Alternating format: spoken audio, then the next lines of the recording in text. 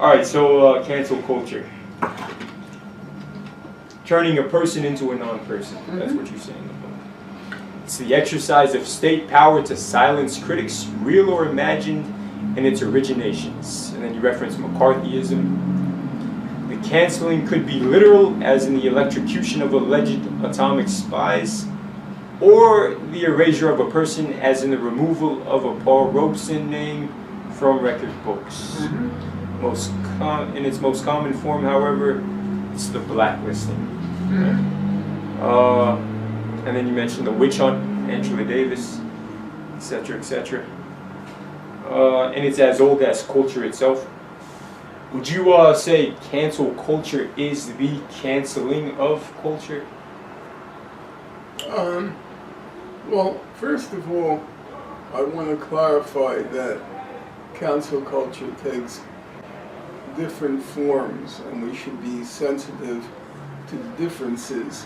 Sometimes it's the state that exercises power. Sometimes it's what sometimes are called civil society institutions or non-statist institutions. That could be a university, it could be a publisher.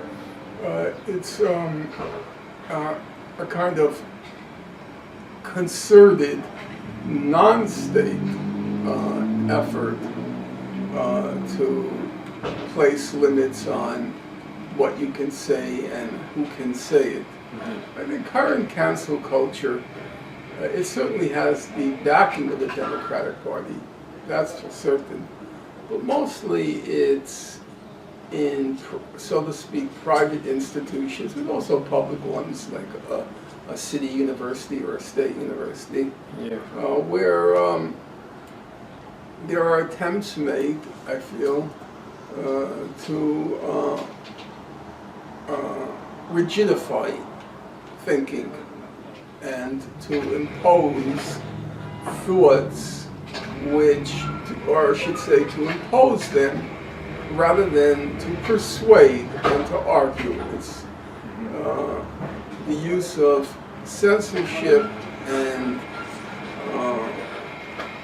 threats of retribution rather than persuasion. Got you. Yeah. All right.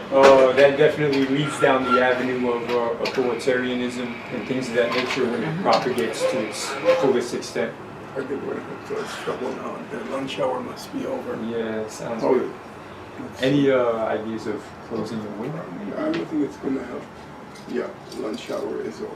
Sounds good. Okay. Okay. Do you want me to try closing the window? Oh yeah, if you can. Yeah.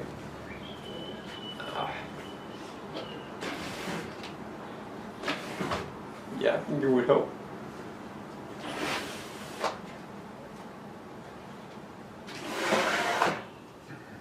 Okay. Cool. Okay.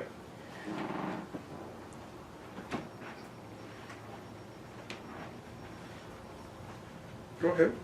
So the actors in cancel culture, it can be a mass movement, private entities. When governments cancel people, that's tyranny, obviously. In America specifically, has the government played any role in cancel culture, in propagating it? There are all sorts of conflicts that arise between the aspirations of cancel culture versus government-protected rights of free speech, and how those two interact. So I would say that in general, the courts have not been sympathetic to attempts to curb free speech. So once it gets to the courts, the cancel culture has had problems in trying to impose its will. But mostly I think it's not government inspired, at least the kind of cancel culture that exists right now. You were a victim, what do we call it? maybe not a victim, were you a victim, I guess, of corporate culture, not cancel culture? Or were you also a victim of cancel culture soon thereafter as well? How would you differentiate the two, and then how does that specifically relate to you? I would say that I was up against a significant political force, namely the pro-Israel lobby in the United States. APAC. And, well, not just APAC, it was just a large number, overwhelming number of Jews who, for one reason or another, complex psychological and political and personal reasons, felt this allegiance to the state of Israel and felt it was their duty, their responsibility, their obligation to defend Israel against any and all critics, and that included Jewish critics. Sometimes it included especially Jewish critics. Yeah. And so I came up, and Jews are well organized, Jews are very wealthy, those are indisputable facts. So they had wealth, and they had power, and they had organization. They were able to eventually dislodge me or cancel me. But it's also true to say, you know, just in the case of this book I just wrote. You know, the interesting thing about cancel culture is very much the other versus the self, right? So each is kind of trying to cancel the other. So I'm not trying to cancel no, not anyone. you specifically, but generally speaking. Well, go ahead. No, I have no desire to cancel anyone. But that's how the adversary may view it, in a sense, not literally canceling, but going toward the inkling of the direction of, oh crap.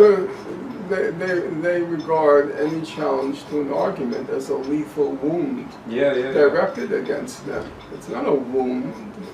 Especially if it's they a have challenge. self-interest and things of that nature, though, yeah. A rational person wants the wound, so to speak.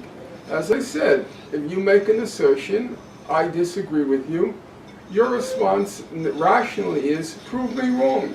Yes, yes. Not shut up. Unfortunately, though, what drives a lot of cancel culture and society in general is not the truth. Yeah, I think that's correct. I think a lot of it is imposed whim. This is what, you know, the world according to me, and now you have to, because I'm a person of color, or because I'm a person of this sexual orientation, because that's how I view the world, then you are obliged to view it through my eyes. And I don't accept that. Yes. I don't think I have that obligation. Do I have an obligation to respect you? Yes. If Danny DeVito thinks he belongs on the New York Knicks, he has the right to that belief, but am I obliged to say, sure, Danny, you are prime NBA material?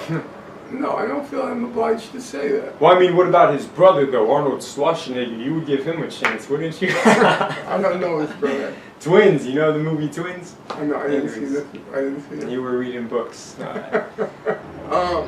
The cultural elements of a desirable future have in large part displaced the material ones. What does that mean in practice?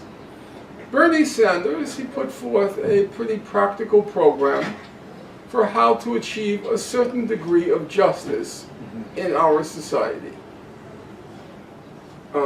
Tax the wealthy.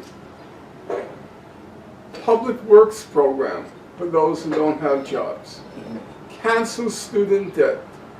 Medicare for all. A very practical program. Yeah. What happened as he advanced this program?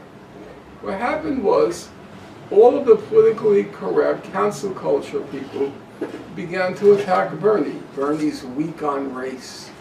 Bernie's weak on sex. It's Bernie bros. Bernie doesn't support reparations. the whole of cancel culture combined to defeat Bernie. And that to me was a very telling moment. It told me cancel culture is not progressive at all. It told me identity politics is not progressive at all. These are just weapons of the Democratic Party, the purpose of which is to derail, to stop in its track any radical transformation of our society. That's the purpose it serves. It has nothing to do with justice. It has nothing to do with equality. Its purpose is to derail, distract, deviate from a just a society, at least at the material level, which would be more just than the one we had. And that include everybody, include Angela Davis, include Ta-Nehisi Coates. All of them were, all the icons of cancel culture, they were the ones who were attacking Bernie Sanders. I came to an independent conclusions on it. But I think there's unwillingness to, there's a certain unwillingness on the part of what's called the left, or the liberal left, to think freely. And that unwillingness has been exacerbated by cancel culture.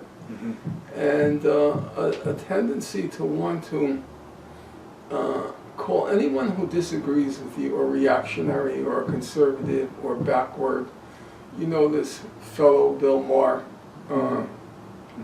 he has this kind of dripping contempt for anybody who harbors religious beliefs, and this and it's in that respect there's a large overlap between, even though Bill Maher is very anti-cancel culture and anti-PC, there's this kind of secular contempt for people who harbor religious beliefs and to just assume they're backward.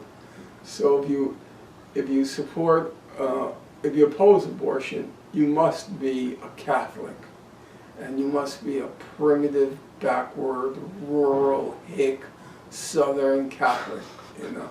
And it's always dripping with contempt, as if it's impossible that, yes, your belief is informed by your Catholicism, but maybe there are some positive things in Catholicism. The fact that somebody is religious doesn't mean that each and every viewpoint of theirs is backward. I don't see that. And what would be the desire for someone such as a Bill Maher? How do you view him wishing the world to evolve toward, would you say? Because what you say about diversity and this and that, diversity in and of itself is, it's the specifics of diversity that create unity itself, right? Unity would be everyone expressing their own unique individualism, and therefore the whole picture of humanity, each spectacle person being their fullest selves, contributes to the whole picture itself. Yeah, Whereas this gentleman here, you know, he's kind of stereotyping in a sense, labeling, packaging certain folks in certain ways. Does he maybe not realize that that is kind of, you know, going against maybe his own desires or wishes or wants of how he should be acting to create the future? As Gandhi said, you know, be the change that you want to be in the world. Maybe people should be a little bit more open-minded and nuanced, so that if they do want unity, you know, utopia, whatever you want to call it, they would think in such ways as well. Does that make sense?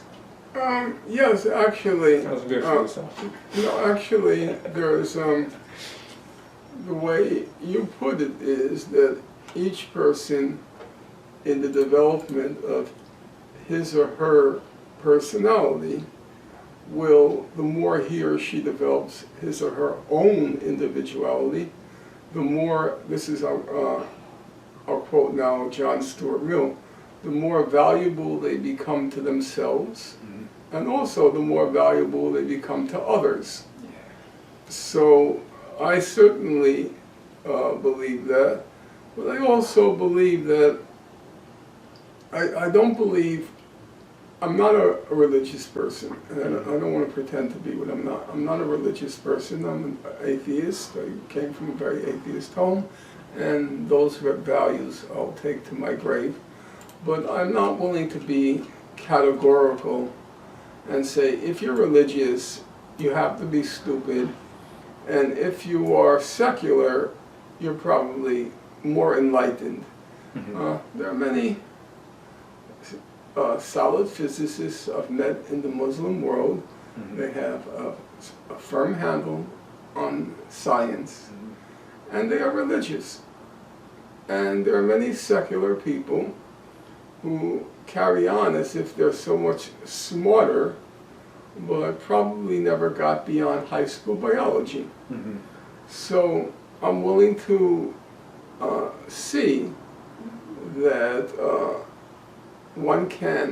people have been able to reconcile their religious view with their commitment to truth, science, and so forth, and that secularism has its faults, it has its limits, tends to be very hedonistic, tends to be very individualistic, it tends to resolve everything ultimately down to me and my navel. I think that's a lot of secularism. So, whereas religious people, they do tend to have a commitment to an ethical ideal, which I don't see in secular people. So, I'm willing to see good and bad in religious people and in secular people. So moderacy in the middle way then is the way to promise truth in certain regards? I would say a certain amount of humility. Don't be so certain that your way is the right way just because it's not religious. Yeah, a certain humility is in order, and also a recognition that you can find good and bad in religion as well as in secular culture. Yeah, just like being open-minded to both sides, the left side, the right side, upwards, downwards, all I think you should apply the same standard across the board. You're looking for truth, you're looking for justice, and you shouldn't be so confident that truth and justice are a monopoly of either religious people or of secular people. There was something else I wanted to say, but it slipped my damn mind. Alright, no worries. In terms of Hold on for 1 second, let's open the window. Oh yeah, sure. You don't have a fan? No. Why not? What do you mean? Come on, man. That's settlement money. Come on, man. Buy a fan, man. That's settlement money.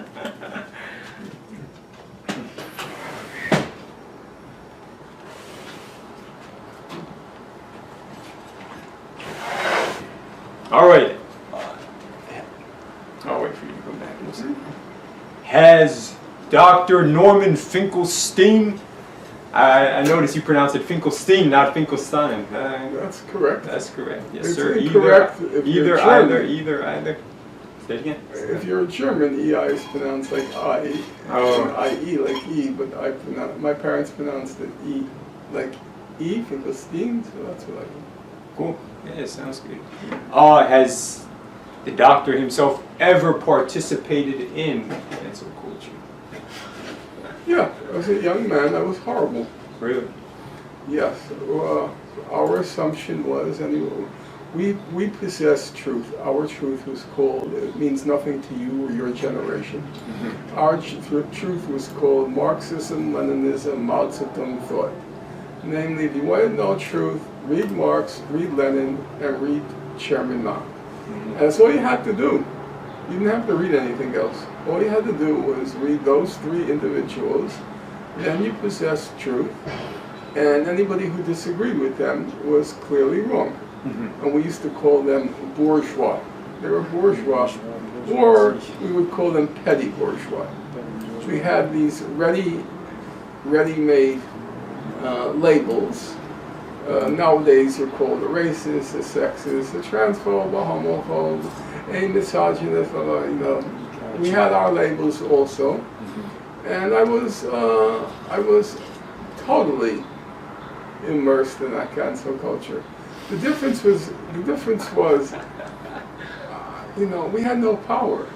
Oh, gotcha. Who cared about Maoists, outside if you were a Maoist? So we had no actual, we caused no actual harm to anyone because we were nutty leftists. We were just a cult, Oh, So, how much does that justify it, though? no, it's an embarrassment to me. Sure, okay. But I'm glad I don't have buried in my closet skeletons of people whose lives I destroyed. I didn't destroy anyone's life. The only one's life who was destroyed was mine.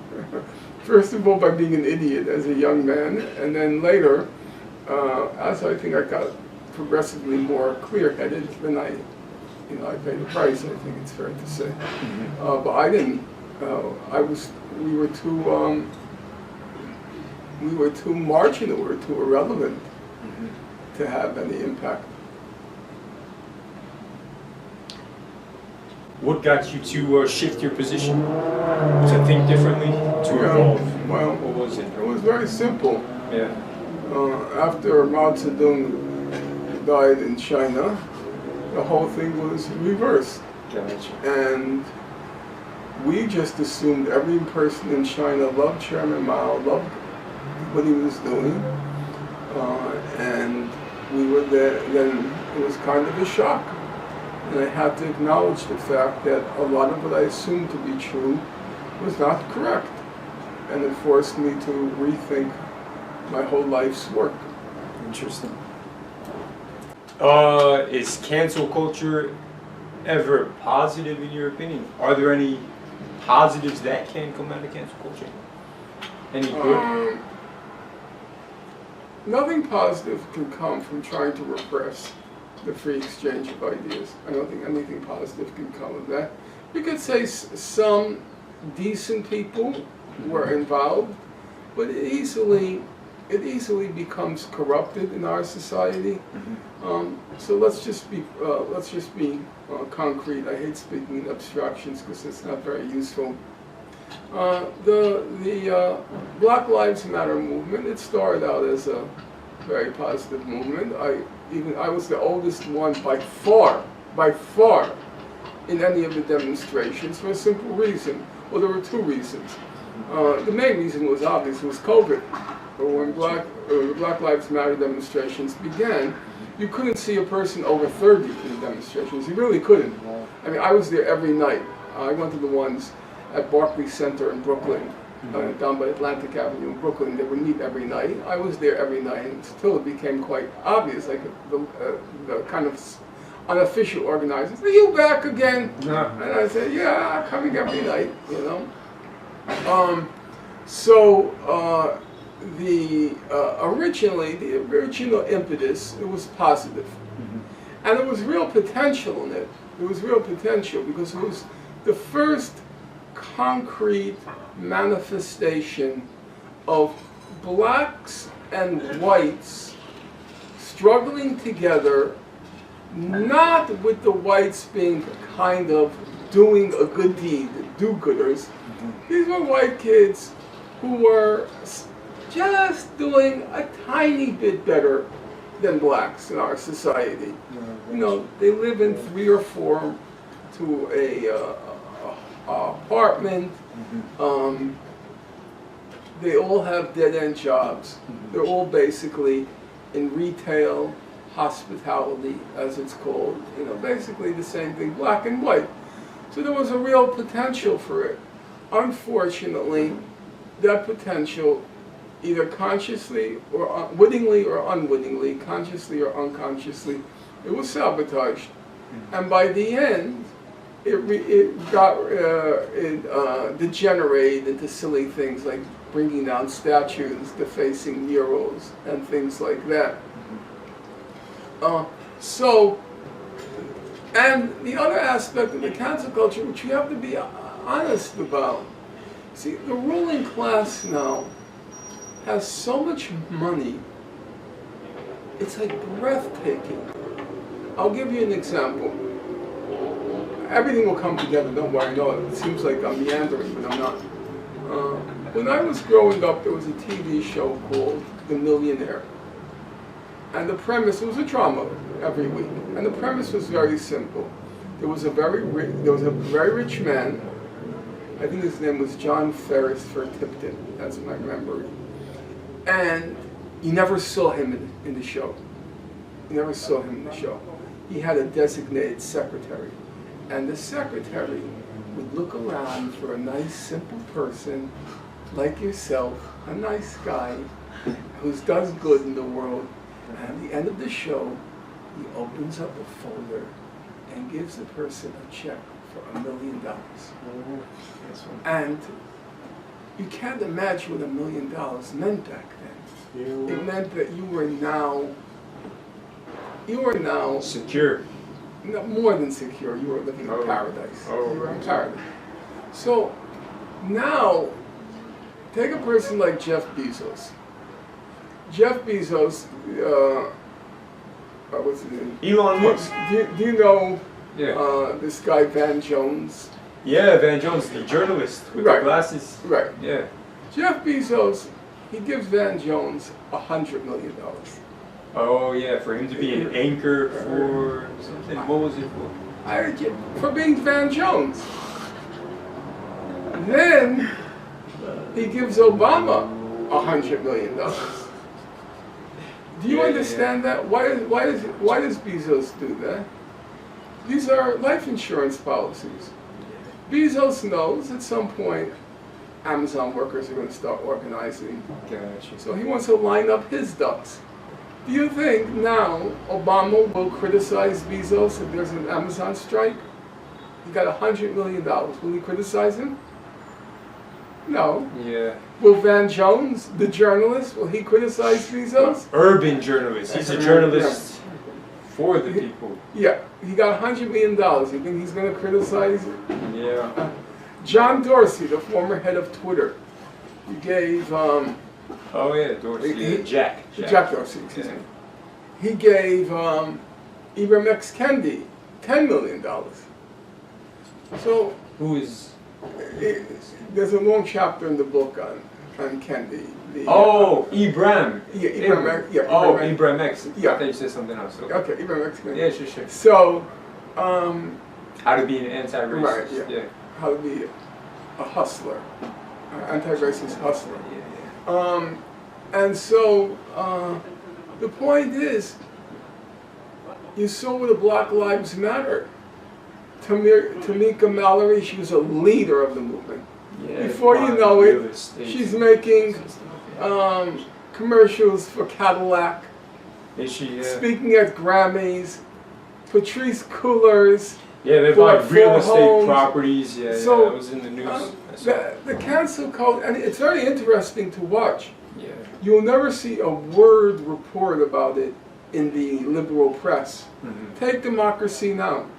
Even after it was revealed that Patrice Cullors went on a real estate buying spree, okay?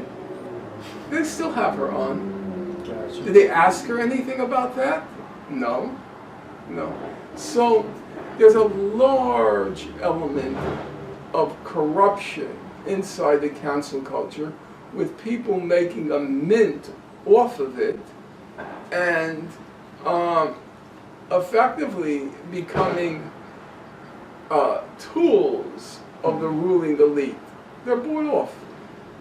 So that means their rhetoric is still nice and appeasing, but the actions behind the rhetoric and the interests, they've been bought out. The rhetoric it's hollow.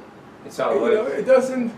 You take concrete things like defund the police. Mm-hmm. What did that mean? What did defund the police mean? Did it mean that you're literally going to create, in the short term, a society without police, or abolish prison abolitionism? Mm-hmm. Are we going to eliminate prisons? Is that what you're asking? Is that a concrete goal? What is it? When Martin Luther King, the civil rights movement, it said very concrete goals. We want to desegregate this bus. We want to desegregate these stores. We want the right to vote. We want to desegregate the schools.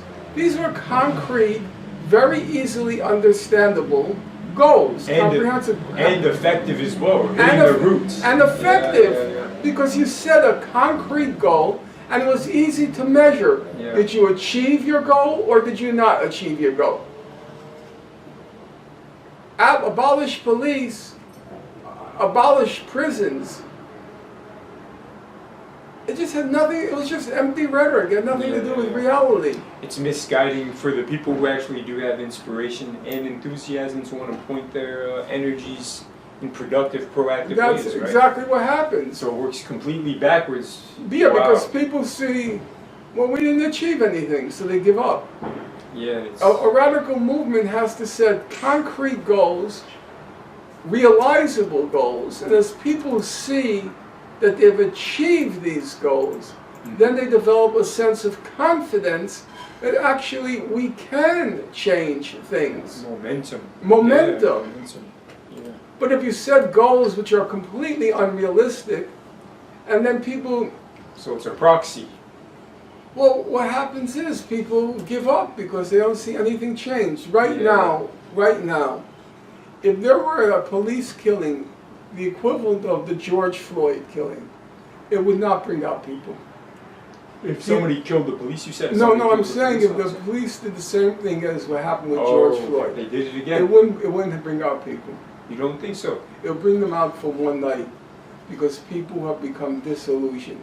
Gotcha. They came out and they came out, they came out, nothing was achieved, and then all of these reports started to come out about how the leaders of Black Lives Matter made a mint off of it. There was a little bit of progress, right? Chauvin himself was yes, incarcerated, found guilty. If there were mass demonstrations in the street, you could have done more than just convict Chauvin. Yeah, you said there were not. There were. There were, yes. Yes, sure. for about 6 weeks. And it was effective to a certain extent. Well, at least the sentimentalism of it, it kind of abstractly it has an effect and impact, no? No, on the conscious. I would say, yes, I would say it had that impact. I agree with that, but I would say the bottom line was negative. The bottom line was people became disillusioned because they didn't see anything concrete come of it. And so once you feel disillusioned, you know the expression, once bitten, twice shy. Wait, people I would say did see concrete results just by mere default of the percentage of police officers who end up killing somebody and get away with it. This one was mainstream international news. He was convicted. I agree with that. Say it again? I agree with you. I never quarrel with facts. Sounds good, but so where's the impasse? Well, the impasse was what you said. There was momentum, and the momentum was killed by the lack of concrete goals which could have been achieved, and it was killed by the revelations of all the corruption. Sure, okay. So we're talking about real revolution, though. What you're mentioning, the lack of goals achieved, that would be literal revolutionary change. Not really. There were You concrete goals. You know, an old friend of mine who works out of Newark, New Jersey, he said the key goal should be to target the super legal status of cops. You know, that cops get this 48-hour rule, that they don't have to report until 48 hours after they have committed some misdeed, so then it gives them time to go to a lawyer and work out a whole story. There are all sorts of special legal statuses, super legal status, that cops enjoy. So he said the concrete goal should be to eliminate the super legal status of cops so that they have to obey the law and are responsible to the law in the same way as everybody else. That to me was a perfectly sensible objective, goal of the movement, but it never took hold. Well, that's very difficult as well for it to take hold, right? The police are a very strong force. Yeah, but if they had In good terms leadership and honest leadership, instead of thinking that politics consists of hashtags and tweets, something positive could have happened. I can't say for certain, but it didn't.